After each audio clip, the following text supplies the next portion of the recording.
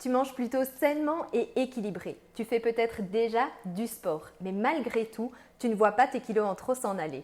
Dans cette vidéo, je te pose les questions qui vont t'aider à savoir si tu es sur la bonne voie ou pas.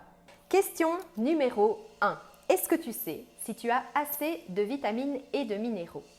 Une carence en vitamines et en minéraux de base par rapport aux valeurs santé recommandées en médecine fonctionnelle peut être un frein très important à ta perte de poids. Je reprends l'exemple de la vitamine D où sur les analyses de sang, on a des normes entre 30 et 100 nanogrammes par millilitre. Donc aujourd'hui, mais si tu es à 40, on va te dire tout est bon, circuler, il n'y a rien à voir.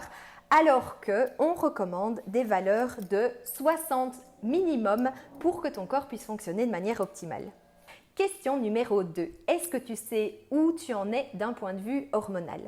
Si tu es une femme de 40 ans et que tu n'as aucune idée de ton équilibre hormonal aujourd'hui, et ici je te parle de l'ensemble de ton équilibre hormonal, donc on parle des hormones thyroïdiennes, de l'insuline, du cortisol, des œstrogènes, la progestérone, la testostérone, etc. C'est un petit peu comme si tu prenais une voiture pour arriver à destination, mais tu n'as aucune idée, 1, de l'état de la voiture, et 2, de l'itinéraire que tu dois prendre pour t'y rendre. Donc, il y a peu de chances que déjà tu arrives à bon port et ensuite que tu t'y rendes dans le délai le plus court. Donc, mon conseil, n'attends pas pour savoir exactement où tu en es aujourd'hui.